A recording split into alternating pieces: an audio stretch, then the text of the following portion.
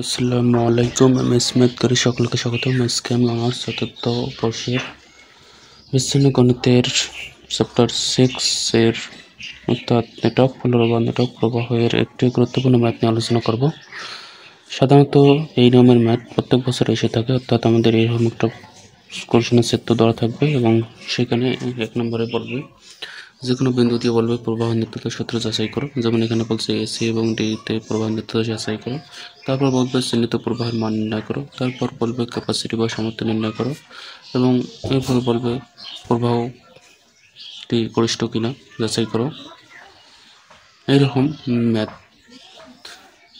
এইরকম ক্ষেত্র দিয়ে আমাদের এরকম কোশ্চেন করবে। তাহলে আমরা যদি এই নিয়মের ম্যাথ একটা ভালোভাবে বুঝতে পারি তাহলে আমরা যে কোনো ম্যাথ পাবো, অর্থাৎ যে কোনো ম্যাথ আসুক না কেন এই নিয়মে আমরা পারবো। তাহলে এখানে প্রশ্নটি হচ্ছে নিম্নলিখিত নেটওয়ার্কের জন্য প্রশ্নগুলো উত্তর দাও। যা ন্যাশনাল ইউনিভার্সিটিতে 11, 14, 16, 20 এবং 21 সালের ছিল। 1 নম্বর প্রশ্নটি বলছে এসি এবং ডিতে প্রবাহের নিত্যতা সূত্র যাচাই করো। অর্থাৎ আমাদের এ বিন্দু, সি বিন্দু এবং ডি বিন্দুতে নিত্যতা সূত্র যাচাই করতে হবে। তাহলে আমরা কখন বুঝবো নিত্যতা সূত্র প্রযোজ্য হয়েছে? যেমন আমরা যদি এই বিন্দুর ক্ষেত্রে নিত্যতা সূত্র যাচাই করি তাহলে আমাদের summation F of VA equal summation F of A B যদি সমান হয় তাহলে বুঝবো এই বিন্দুতে নিত্যতা সূত্র প্রযোজ্য। আবার যেমন ডি বিন্দুর ক্ষেত্রে যদি F of summation F of VD equal summation of F of DV এর মান সমান হয় তাহলে বুঝবো নিত্যতা সূত্র ডি বিন্দুতে প্রযোজ্য।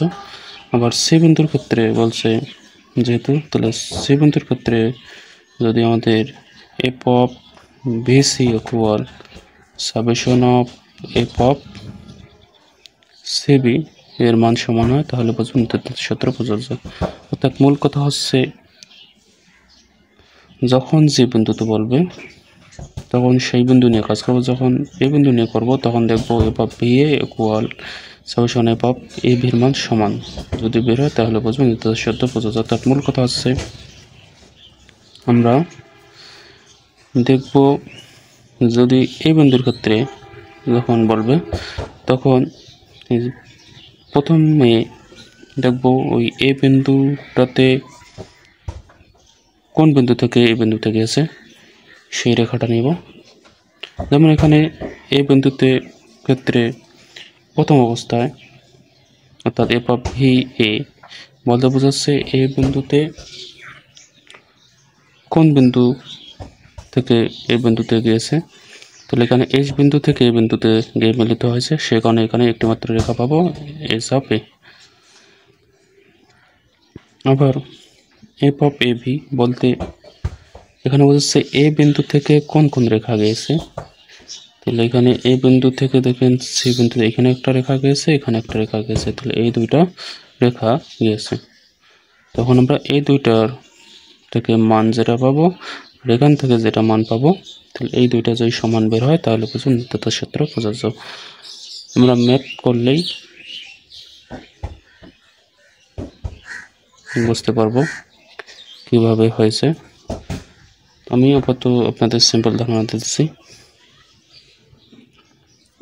এরপরে সে চিহ্নিত প্রবাহের মান নির্ণয় করো। তো চিহ্নিত প্রবাহের মান বলতে আমাদের এই যে এইটা হচ্ছে আমাদের সোর্স বা উৎস, আর এটা হচ্ছে সিঙ্ক বা বিপরীত উৎস। অর্থাৎ এই এস এবং টি থেকে আমাদের প্রবাহের চিহ্নিত প্রবাহের মানটা বের করতে হবে। 3 নম্বর প্রশ্নটি বলছে এস টি কাট এর সামর্থ্য বা ক্যাপাসিটি ধারণ ক্ষমতা বের করো। এস ইকুয়াল একটা মান দেওয়া আছে, টি ইকুয়াল একটা মান দেওয়া আছে। তাহলে আমাদের 3 নম্বর প্রশ্নটি কি বের করতে হবে? ক্যাপাসিটি বা সামর্থ্য বের করতে হবে। তাহলে ক্যাপাসিটি বা সামর্থ্য বের করার জন্য আমাদের এইগুলোকে ক্রস গুণন করে যে মানগুলো এই ক্ষেত্রে আছে, অর্থাৎ যে রেখাগুলো এই ক্ষেত্রে পাওয়া যাবে সেই মানগুলো শুধু বসাবো, আর যে রেখাগুলো এখানে পাওয়া যাবে না সেই রেখাগুলো বাদ যাবে, বোঝার সুবিধার্থে। আমরা যখন ম্যাথ করব তখন আমরা এটা ভালোভাবে ক্লিয়ার হয়ে যাব। তাছাড়া এখানে আরেকটা জিনিস বলে রাখি, যখন আমাদের চিহ্নিত প্রবাহের মান বের করবো বা নিত্যতার ক্ষেত্রে যাচাই করব, তখন আমাদের এই যে বিন্দুগুলো আছে সেইটার শেষের মানটা নেব। আর যখন আমরা ক্যাপাসিটি বা সামর্থ্য নির্ণয় করব, তখন যে বিন্দুগুলো আছে তার প্রথম বিন্দুগুলো নেব, অর্থাৎ প্রবাহের মান এবং নিত্যতার সূত্র যাচাইয়ের ক্ষেত্রে আমরা বিন্দুর শেষের মান অর্থাৎ দ্বিতীয় মানটি নেব। আর যখন আমরা ক্যাপাসিটি বা সামর্থ্য নির্ণয় করব, তখন সেই ক্ষেত্রে আমরা বিন্দুগুলোর প্রথম মানটি নেব। আশা করি বুঝতে পেরেছেন। এরপর 4 নম্বর প্রশ্নটি হচ্ছে প্রবাহটি গরিষ্ঠ কিনা যাচাই করো। তাহলে প্রবাহটি গরিষ্ঠ কিনা যাচাই করো, অর্থাৎ আমাদের যে প্রবাহটা আছে সেটা গরিষ্ঠ কিনা সেটা কিভাবে বুঝবো? যদি আমাদের প্রবাহের মান এবং ক্যাপাসিটির মান সমান হয় তাহলে বুঝবো প্রবাহটি গরিষ্ঠ। সাপোজ আমরা প্রবাহের মান অর্থাৎ ভ্যালু অফ এফ সমান পেলাম 6 আর ক্যাপাসিটি ইকুয়াল পেলাম 8, তাহলে এখানে কি আমাদের প্রবাহের মান ক্যাপাসিটির মান সমান হয়েছে? না, সমান হয়েছে। সে কারণে তখন আমরা বলবো প্রবাহটি গরিষ্ঠ না, অর্থাৎ লঘিষ্ঠ। আর যদি আমাদের সমান বের হয় অর্থাৎ দুইটা মানই সমান বের হয়, তখন আমরা বলবো প্রবাহটি গরিষ্ঠ। আশা করি বুঝতে পেরেছেন। এরপর আসি SBEDT পথ বরাবর কি প্রবাহ বৃদ্ধি করা যাবে? যদি সম্ভব হয় তা কীভাবে? তাহলে আমাদের তখনই পথ বরাবর প্রবাহ বৃদ্ধি করা যাবে যখন আমরা দেখব যে বিন্দুর কথা বলছে, অর্থাৎ দেখেন এখানে SBEDT এই বরাবর কি প্রবাহ বৃদ্ধি করা যাবে।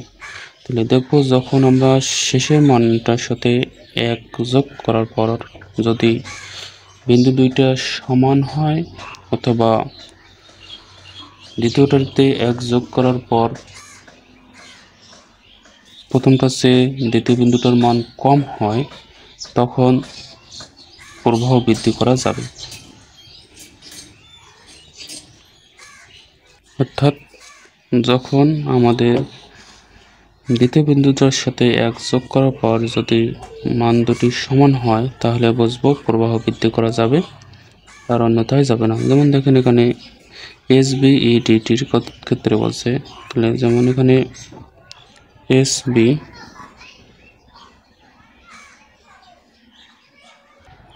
তাহলে প্রবাহ তখনই বৃদ্ধি করা যাবে যখন আমাদের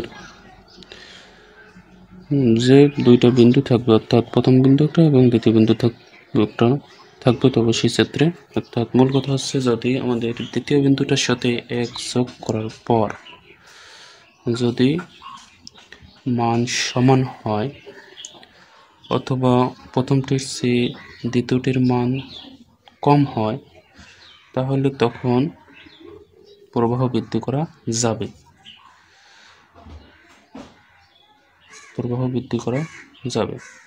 কিন্তু যখন দ্বিতীয় বিন্দুটার সাথে 1 যোগ করার পর প্রথমটির চেয়ে দ্বিতীয়টির মান বেশি হয়, তখন তাহলে প্রবাহ বৃদ্ধি করা যাবে না।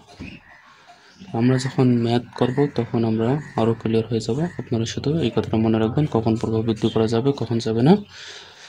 তাহলে আমি আবারও বলছি, প্রবাহ বৃদ্ধি করা তখনই যাবে যখন দ্বিতীয় বিন্দুটার সাথে 1 যোগ করার পর মান সমান হবে এবং দ্বিতীয়র মানটি কম হবে, তখন প্রবাহ বৃদ্ধি করা যাবে। আর যদি দ্বিতীয় বিন্দুটির সাথে 1 যোগ করার পর যদি মান প্রথমটির চেয়ে দ্বিতীয়টির মান বেশি হয়, তাহলে প্রবাহ বৃদ্ধি করা যাবে না। এবং আরেকটা নোট হচ্ছে, এখানে প্রশ্নে যে বাহুগুলো থাকবে সেইখানে সবগুলো মান যদি বৃদ্ধি করে মান সমান এবং দ্বিতীয়টির মান কম হয়, তখনই প্রবাহ বৃদ্ধি করা যাবে। অন্যথায় যাবে না। সাপোজ ধরেন আমাদের এখানে একটা এসবি একটা রেখা, বি একটা রেখা, ইডি একটা রেখা, ডিটি রেখা, ডিটি একটা রেখা। তাহলে আমাদের ধরেন সাপোজ এখানে এসবির ক্ষেত্রে যেমন এসবি এখানে এস আর বি, তাহলে এসবির ক্ষেত্রে দ্বিতীয়টার সাথে এক যোগ করছে, তাহলে যোগ করলে আমাদের মান সমান সমান হচ্ছে, তাহলে কি প্রভাব বৃদ্ধি করা যাবে। তাহলে এইটা যাইতেছে, কিন্তু যখন আমরা দেখুন ডিটিতে আসবো তখন এইটার সাথে এক যোগ করলে দ্বিতীয়টার মান বড় হইতেছে, তখন কি আমাদের প্রভাব বৃদ্ধি করা যাইতেছে না।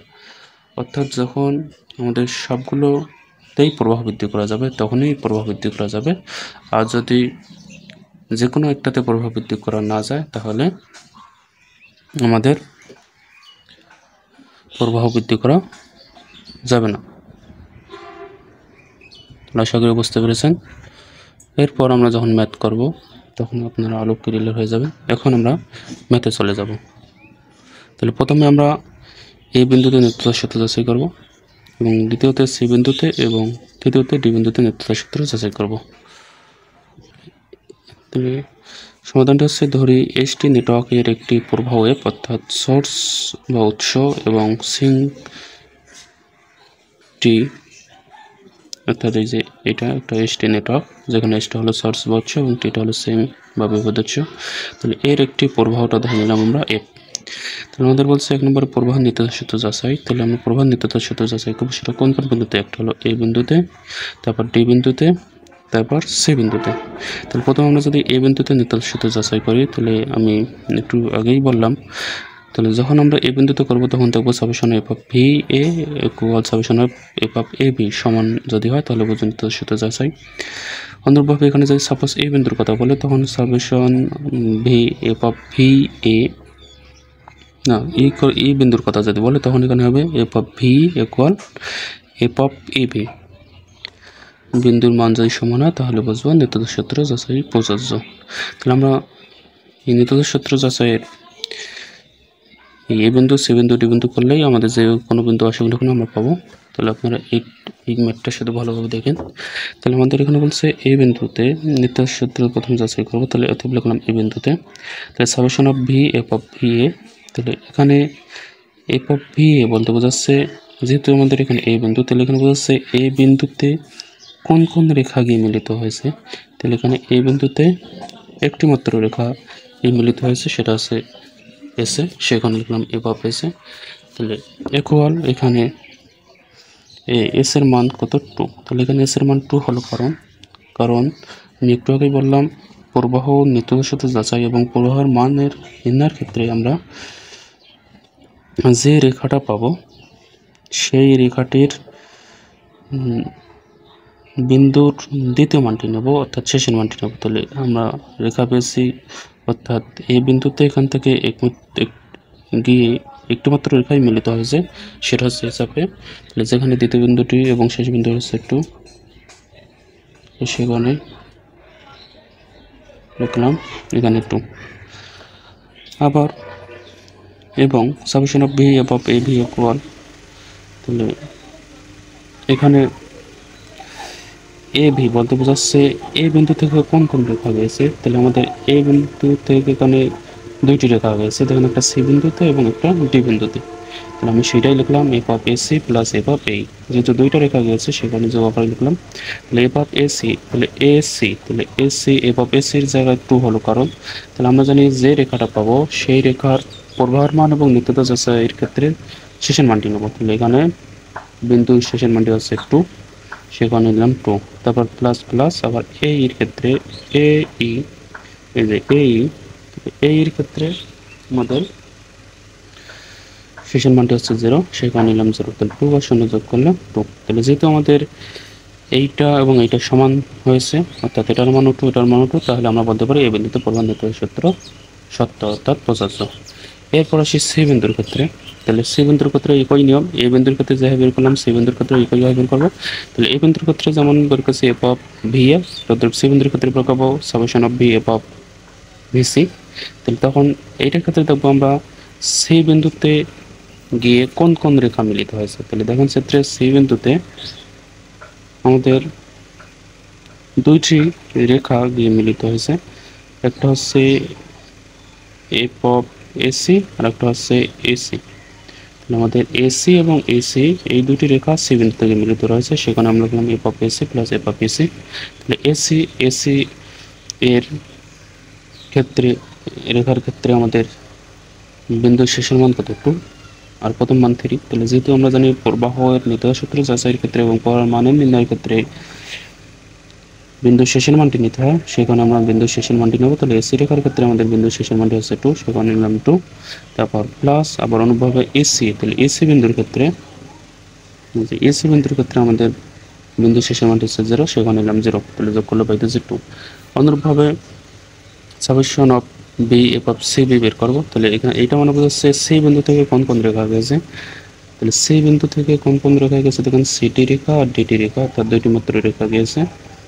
তাহলে এই কারণে আমরা সিটির স্থলে কত বসাবো, দেখেন তাহলে সিটির স্থলে কত বসাবো 2, কারণ কি আমরা জানি বিন্দু শেষের মানটি নিতে হয়। তাহলে এখানে দুইটা বিন্দু, প্রথম বিন্দু 5 এবং শেষের বিন্দু আছে 2, তাহলে সে কারণে আমরা 2 নিলাম।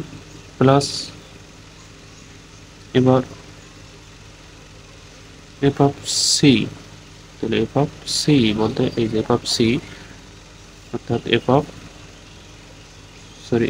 এসি অর্থাৎ সি বিন্দুতে কোন কোন রেখা এটার ভিতরে, তো সি বিন্দুতে কোন কোন রেখা গেছে। তাহলে আরেকটা রেখা গেছে আপনার এখানে আমাদের দেখতে পাচ্ছি, এখানে C summation of V C B বলতে বোঝাচ্ছে সি বিন্দু থেকে কোন কোন রেখা গেছে। সি বিন্দু থেকে আমাদের সি অফ টি অর্থাৎ একটি মাত্র রেখা গেছে। এটা তো ই থেকে সি বিন্দুতে অর্থাৎ সি বিন্দু থেকে মিলিত আছে, তাহলে এটা আমাদের হবে না। জাস্ট হবে শুধু এফ অফ সিটি অর্থাৎ সি থেকে সি বিন্দু থেকে কোন রেখা গেছে, সি বিন্দু থেকে তো আমাদের একটি মাত্র রেখা অর্থাৎ সিটি। তাহলে মান হবে শুধু 2, তাহলে এই মানটা আমাদের হইতেছে না। তাহলে এখানেও যেহেতু 2 বের হইতেছে, এখানে 2 বোঝাচ্ছে দিতেছে, অর্থাৎ দুইটি মানই সমান। সেই কারণে আমরা বলবো যেহেতু সামেশন অফ বি বা B C equals B of C B, তাহলে সি বিন্দু উত্তরের সাথে প্রযোজ্য। এবার আসি আমাদের ডি বিন্দুর ক্ষেত্রে। তাহলে অনুভব ডি বিন্দুর ক্ষেত্রে আমরা summation of V F of V T. তাহলে এখন ভিটি বলতে বুঝবো ডি বিন্দুতে কোন কোন রেখা মিলিত হয়েছে। তাহলে এখানে ডি বিন্দুতে আমরা চিত্র দেখতে পাবো ডি বিন্দুতে আমাদের বি অফ ডি রেখা আর ই অফ ডি রেখা অর্থাৎ এই দুটি রেখা মিলিত হয়েছে। তাহলে সে কারণে আমি এখানে এই দুটি রেখা এফ দিয়ে লিখেছি। তাহলে বিটির মান 3 আর ইডির মান 1, কারণ আমরা জানি নিত্যতার সাথে যাচাইয়ের ক্ষেত্রে যে রেখাটা পাবো ওই রেখার বিন্দু শেষের মানটি নিতে হয়। তাহলে বিডির ক্ষেত্রে বিন্দু শেষের মান হচ্ছে 3 আর ইডির ক্ষেত্রে বিন্দু শেষের মান হচ্ছে 1। ইডির ক্ষেত্রে বিন্দু শেষের মান হচ্ছে 1, তাহলে সেটাই নিলাম। 3 আর 1 যোগ করলে হচ্ছে 4। তাহলে এবার আসি এবং summation of V F of DB. তাহলে অর্থাৎ ডি বিন্দু থেকে কোন কোন রেখা গেছে, দেখুন ডি বিন্দু থেকে আমাদের এখানে একটি মাত্র রেখা গেছে, সেটা হচ্ছে ডি অফ টি।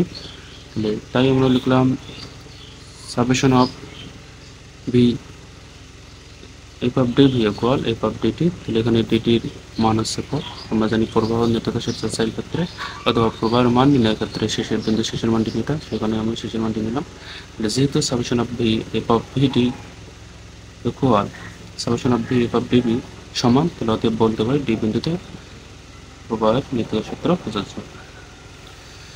এরপর 2 নম্বর প্রশ্ন হচ্ছে আমার প্রবাহের মান নির্ণয়। তাহলে প্রবাহের মান নির্ণয় করবো কীভাবে, তাহলে আমরা প্রবাহের মান নির্ণয় করবো সোর্স বা উৎস এবং টি সিং বা বিপদ উৎস থেকে। তাহলে এখানে এস এবং টি থেকে আমরা প্রবাহের মান বের করবো। তাহলে প্রথমে আমরা এস বিন্দু থেকে দেবো কোন কোন রেখা গিয়েছে। তাহলে লিখবো value of F equal summation of V F S B, অর্থাৎ এস বিন্দু থেকে কোন কোন রেখা গেছে। তাহলে এস বিন্দু থেকে আমাদের দুইটি মাত্র রেখা গেছে, একটা এস এ আর একটা এস বি, সেইটাই লিখলাম F S A plus S B.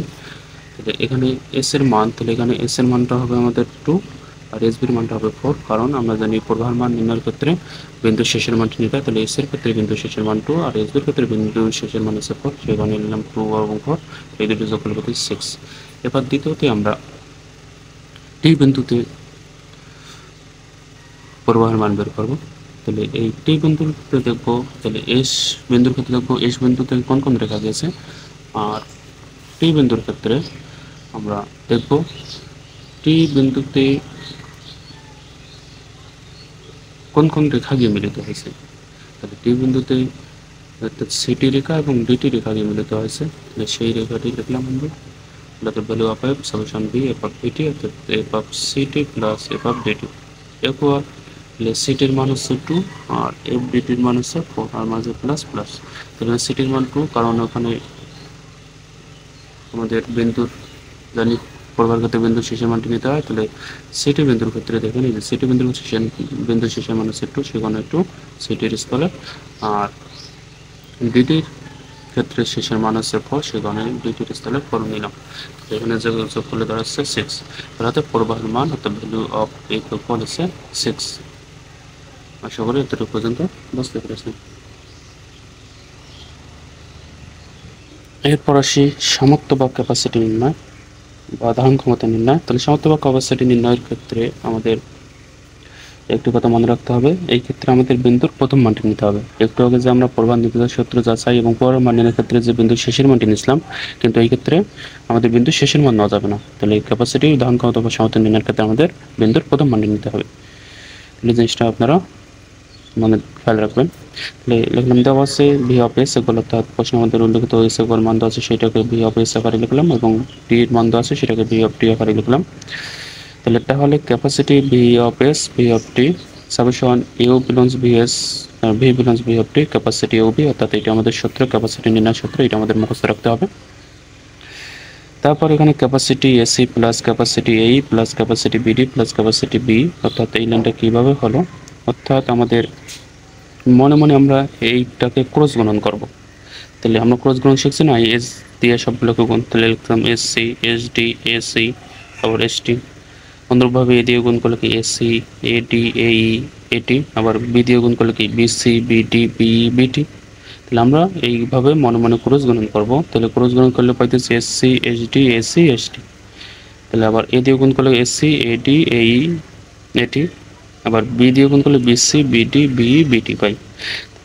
এই ক্রস গুণন করার পরে যে রেখাগুলো পাবো, তাহলে ওই রেখাগুলো যদি এই চিত্রের মধ্যে থাকে আমরা সেই রেখাগুলো জাস্ট শুধু লিখব, আর যে রেখাগুলো নেই সেই রেখাগুলো আমরা লিখব না। যেমন এখানে আমি এস দিয়ে যদি করি এস সি রেখা পাই, এস ডি রেখা পাই, এস সি এস টি, দেখুন তো এখানে আছে এস এ রেখা না, এস সি রেখা নাই, এস সি রেখা নাই, আবার এস ডি রেখা এস ডি রেখাও নাই, তারপর এসি রেখা এসি রেখাও নাই, দেখেন নাই, আবার এস টি রেখা এস টি রেখাও নাই।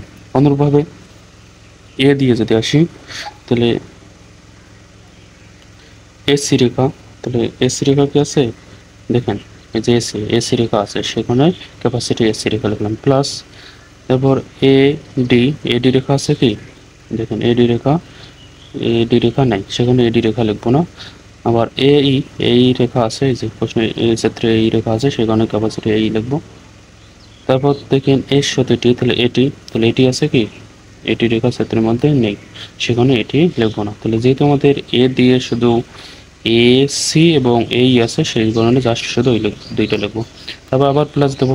এবার বি দিয়ে দেখেন বি সি রেখা, তাহলে বি সি আছে কি এখানে দেখেন এই যে বি সি নেই, সেই জন্য বি সি লিখবো না, বাদ যাবে। আবার বিডি দেখেন এখানে বিডি আছে কি এই যে বিডি রেখা আছে, সেখানে আমরা বিডি রেখাটা লিখবো ক্যাপাসিটি বিডি। তারপর প্লাস এবার বিই, তাহলে বিই, তাহলে বিই রেখা কি আছে দেখেন এই যে বিই রেখা আছে, তাহলে সেখানে আমরা বিই রেখা লিখবো। এরপর বি অফ টি, তাহলে দেখেন এখানে কি বি অফ টি রেখা আছে নাই, সেখানে বি অফ টি রেখা লিখবো না। অর্থাৎ মূল কথা হচ্ছে ক্যাপাসিটি নির্ণয়ের ক্ষেত্রে আমরা মনে মনে যে এস এবং টির মান ধরা থাকবে ওইটাকে ক্রস গুণন করে যে মানগুলো পাবো, ওই মানগুলো যদি আমাদের এই ক্ষেত্রের মধ্যে থাকে আমরা সেই মানগুলো লিখবো। তাহলে আমরা এটাকে মনে মনে ক্রস গুণন করে দেখলাম, দেখার পর এখানে জাস্ট শুধু এসি এই বিডি বির মান ক্ষেত্রের মধ্যে আছে, সেখানে ক্যাপাসিটি অর্থাৎ সি দিয়ে এসি প্লাস সি এই plus C BD plus C B লিখলাম, অর্থাৎ সিতে আছে ক্যাপাসিটি, যেটা আমাদের ধারণ ক্ষমতা ক্যাপাসিটি বা সমতা নির্ণয় কথা বলছে, সেখানে সি হলো রেখাগুলোর সাথে। এরপর এসির স্থলে 3 কেন হলো দেখেন এই যে এসি, তাহলে এসি বলতে আমাদের এইটা রেখা, তাহলে এসির ক্ষেত্রে আমাদের বিন্দু 3 বিন্দু এবং 2 বিন্দু আছে, অর্থাৎ প্রথমে 3 এবং শেষে 2 বিন্দু আছে। তাহলে আমরা জানি ক্যাপাসিটি নির্ণয়ের ক্ষেত্রে কি বিন্দুর প্রথম মানটি নিতে হয়, সেখানে এসি স্থলে 3 বসলো। আবার প্লাস আবার এই ক্ষেত্রে দেখেন এই, তাহলে এর ক্ষেত্রে আমাদের দেখেন প্রথম বিন্দু কি 1, সে কারণে আমাদের এখানে 1 হয়েছে, কারণ আমরা ক্যাপাসিটি নির্ণয় করতে জানি বিন্দুর প্রথম মানটি নিতে হয়। আবার বিডির ক্ষেত্রে দেখেন বিডির ক্ষেত্রে দেখেন এই যে বিন্দুর প্রথম মান 3, সে কারণে হচ্ছে 3, আবার প্লাস বিই, তাহলে বিইর স্কেলে কত হবে 4, তাহলে এখানে 4 হলো, কারণ আমরা জানি ক্যাপাসিটি নির্ণয়ের ক্ষেত্রে বিন্দুর প্রথম মানটি নিতে হয়। তাহলে এখানে বিন্দুর প্রথম মান 4 এবং শেষ মান 1। তাহলে যেহেতু আমরা ক্যাপাসিটি নির্ণয় করতেছি, তাহলে আমরা জানি ক্যাপাসিটি নির্ণয়ের ক্ষেত্রে বিন্দুর প্রথম মানটি নিতে হয়। তাহলে এখানে বিন্দুর প্রথম মান 4, সেখানে হলো 4। কিন্তু যদি আমরা এখানে প্রবাহ বা নিত্যতার সাথে যাচাই করতাম তখন দ্বিতীয় মানটি নিতাম, কিন্তু যেহেতু আমরা ক্যাপাসিটি নির্ণয় করতেছি সেখানে আমরা বিন্দুর প্রথম মানটি নেব। আশা করি বুঝতে পেরেছেন। তাহলে ক্যাপাসিটি নির্ণয়ের ক্ষেত্রে আমাদের যে রেখা পাবো সেই রেখার বিন্দুর প্রথম মানটি নেব, এবং প্রবাহ এবং নিত্যতার সাথে যাচাইয়ের ক্ষেত্রে যে রেখা পাবো বিন্দুর শেষের মানটি নেব। তাহলে এখন এইগুলো যদি আমরা যোগ করি 11 পাবো। তাহলে অতএব আমরা বলতে পারি নির্ণয় ধারণ ক্ষমতা, ক্যাপাসিটি বা সামর্থ্য 11। এরপর 4 নম্বর প্রশ্নটি বলছে প্রবাহটি গরিষ্ঠ। তাহলে আমরা জানি প্রবাহটি তখনই গরিষ্ঠ হবে যদি ক্যাপাসিটির মান এবং প্রবাহের মান সমান হয়। তাহলে আমরা এখানে দেখলাম একটু আগে প্রবাহের মান পাইলাম 6, আর এখানে ক্যাপাসিটির মান পাইলাম 11। তাহলে আমাদের এখানে প্রবাহ এবং ক্যাপাসিটির মান সমান বের হয় নাই, তাই আমরা বলবো প্রবাহটি গরিষ্ঠ নয়। তাহলে যেহেতু প্রবাহের মান এবং ক্যাপাসিটির মান সমান নয়, তাই প্রবাহটি গরিষ্ঠ নয়। তাহলে এবং কারণ সিংটিতে দুইটি বাহু প্রবেশ করেছে, তা হলো সিটি এবং ডিটি, এবং প্রতি বাহুর ক্ষেত্রে ধারণ ক্ষমতা এবং প্রবাহ মান সমান নয়, অর্থাৎ সিংটি বা বিপদের সাথে আমাদের দুইটি বাহু প্রবেশ করে, একটা সিটি বাহু একটা ডিটি বাহু প্রবেশ করেছে, যাদের ধারণ ক্ষমতা বা প্রবাহ সমান নয়, অর্থাৎ আমাদের প্রবাহের মান এবং ধারণ ক্ষমতার মান সমান নয়। কারণ আমাদের ধারণ ক্ষমতা বেরোয়েছে 11 আর প্রবাহ পাইছে 6। যেহেতু আমাদের সমান নয়, তাই আমরা বলতে পারি প্রবাহটি গরিষ্ঠ নয়, অর্থাৎ ভ্যালু অফ এফ এবং ক্যাপাসিটি সমান নয়, যেখানে ভ্যালু অফ অর্থাৎ প্রবাহ পেয়েছিলাম 6 এবং ক্যাপাসিটি বা ধারণ ক্ষমতা পেয়েছিলাম 11। তাহলে যেহেতু আমাদের value of F equal not capacity, অর্থাৎ ভ্যালু অফ এফ অর্থাৎ প্রবাহ এবং ক্যাপাসিটি বা ধারণ ক্ষমতা সমান নয়, তাহলে অতএব প্রবাহটি গরিষ্ঠ নয়। যে দেখেন এখানে আমি একটা নোট দিয়ে রেখেছি, ক্যাপাসিটি নির্ণয়ের ক্ষেত্রে ভিএস এবং ভিটির মান ক্রস গুণন করে যে মানগুলো চিত্রে থাকবে সেই মানগুলো হবে, এবং ওই মানগুলোর বিন্দুর প্রথম মানটি নেব। আপনারা এটা নোট দিয়ে লিখে নিতে পারেন। এরপর 5 নম্বর প্রশ্নটি বলছিল এসবিইডিটি পথ বরাবর কি প্রবাহ বৃদ্ধি করা যাবে। তাহলে এসবিইডিটি পথ বরাবর প্রবাহ বৃদ্ধি করা সম্ভব নয়, কারণ এই পথের ডিটি বাহু নিঃশেষিত, অর্থাৎ ডিটি বাহুটা নিঃশেষিত বাহু, এই কারণে প্রবাহ বৃদ্ধি করা যাবে না। অথবা আমরা যে চিত্রের মধ্যে দেখি আমাদের বলছে এসবিইডিটি বরাবর কি প্রবাহ বৃদ্ধি করা যাবে। তাহলে আমরা জানি প্রবাহ তখনই বৃদ্ধি করা যায় যখন দ্বিতীয় বিন্দুটির সাথে 1 যোগ করার পর মান দুটি সমান হয়, অথবা প্রথমটির চেয়ে দ্বিতীয় বিন্দুটির মান কম হয়, তখনই প্রবাহ বৃদ্ধি করা যায়।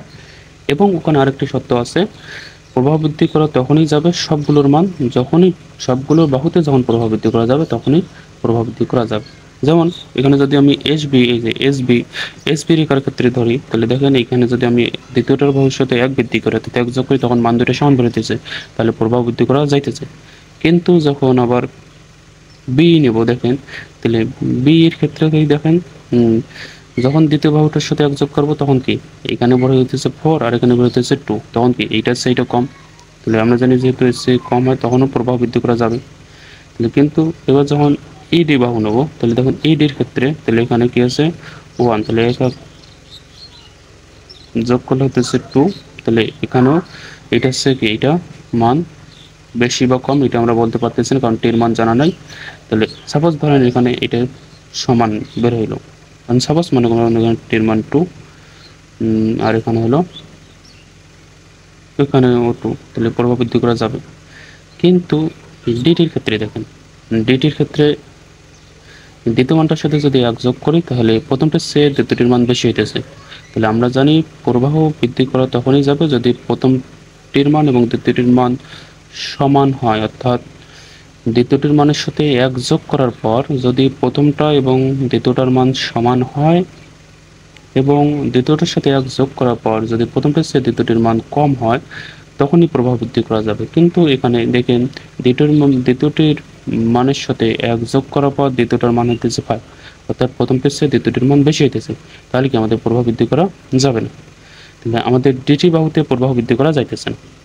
তাহলে যেহেতু আমাদের দ্বিতীয় বাহুতে প্রভাব বৃদ্ধি করা যাইতেছে না, তাহলে আমাদের এটা নিঃশেষিত বাহু, অর্থাৎ এই বাহুতে কি প্রভাব বৃদ্ধি করা যাইতেছে না। তাহলে আমরা জানি তাহলে প্রভাব বৃদ্ধি করা